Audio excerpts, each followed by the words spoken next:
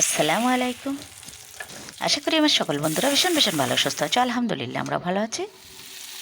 Hello guys, welcome back to our channel. প্রতিদিনের মতন নতুন একটা ভিডিওতে স্বাগত জানাই। আমার নিউ সারাজ ব্লগে সবাইকে ওয়েলকাম জানিয়ে আজকে সুন্দর একটা ভিডিও তোমার সামনে নিয়ে চলে এলাম বন্ধুরা।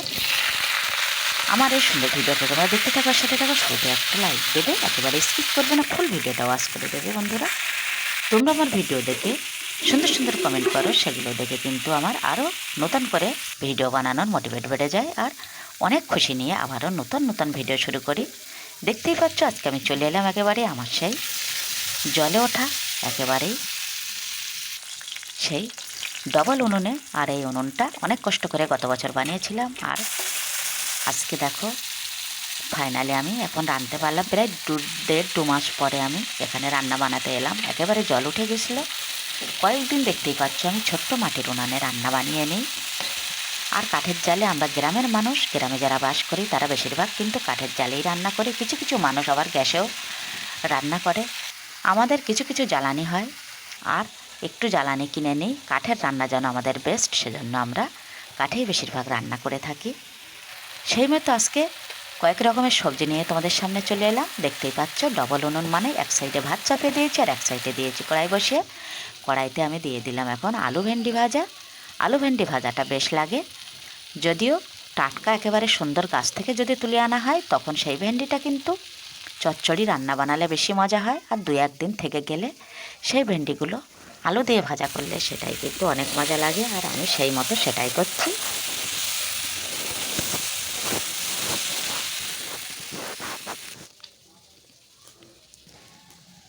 বারে বারে কিন্তু আমি দেখিয়ে দিই আমার বাড়ির সুন্দর সুন্দর ফুলের গাছ আর লঙ্কা গাছ, আর ছাদে তো আছে অনেকগুলো সুন্দর সুন্দর ফুলের গাছ, ফলের গাছ। এখন যেই শীত পড়বে সামনে, তখন আমি ছাদের উপরে উনুনটা নিয়ে গিয়ে সুন্দর সুন্দর রান্নার রেসিপি তোমাদের সঙ্গে শেয়ার করব। চটজলদি রান্না বাড়তে বাড়তে আবার চলে এলাম। হাজব্যান্ড একটা কাজে বেরিয়ে যাচ্ছে, একটুখানি ওনাকে বিদায় দিয়ে আবারও চলে আসবো রান্নার কাজে। আগে আমাদের মারুতি গাড়ি ছিল, সেটা বিক্রি করে এখন ফাইনালি ইকো নেওয়া হলো, আর সেটাও তোমাদের সঙ্গে আমি এক ঝলক শেয়ার করে দিলাম।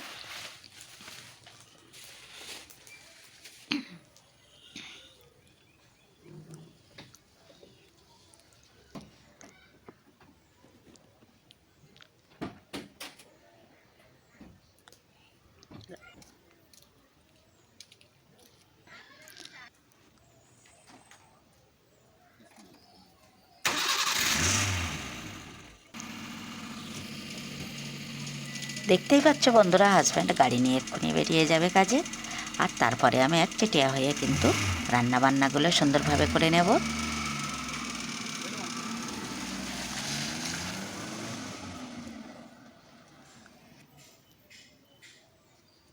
হাজব্যান্ডের বাইরের কাজগুলো থাকলে যতক্ষণ না খেয়ে দিয়ে বেরিয়ে যাবে ততক্ষণ কিন্তু একেবারে একটা চিন্তা যেন মাথার মধ্যে থাকে। আর যখনই কাজে বেরিয়ে যাই তখনই কিন্তু সুন্দর করে আবার সংসারটাকে পরিপাটি করে গোছাতে পারি, আর রান্না বান্না সেরে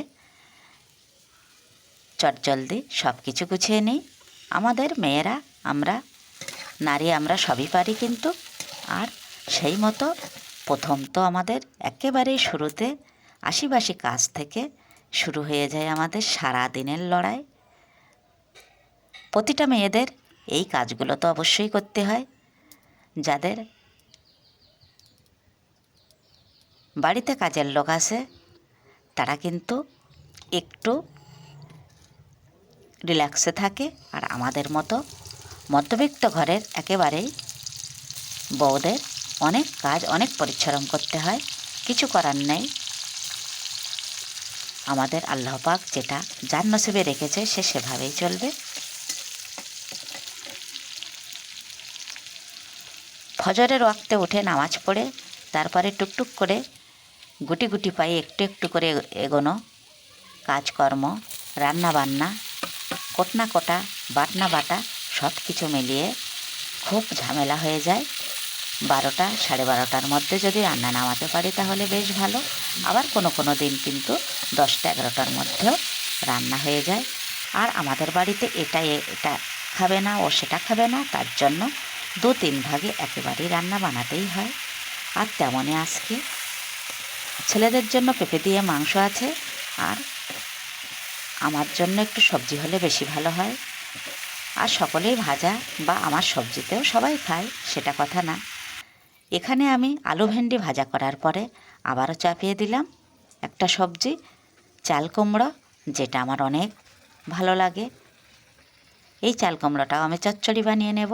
আর তারপরেই আমি আজকে আবারও খেতে বসবো একা, হাজব্যান্ড যেহেতু বাড়িতে নেই। আর স্যালাড একটু বানাতে হয়, ছেলেরা ভীষণ ভালোবাসে।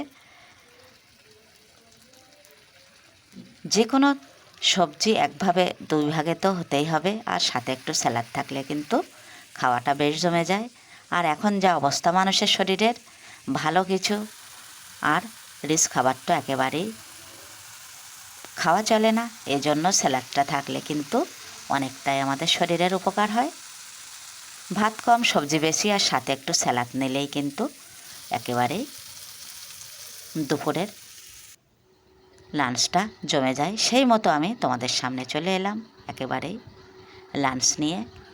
এখানে আলু ভেন্ডি ভাজা আর স্যালাড আর আমার প্রিয় সেই চাল কুমড়ো। তাহলে চলো বন্ধুরা, খাওয়াটা শুরু করে দেই। আবারও নেক্সট ভিডিওতে দেখা হচ্ছে। ততক্ষণে আমার সকল বন্ধুরা ভীষণ ভীষণ ভালো সুস্থ থেকো।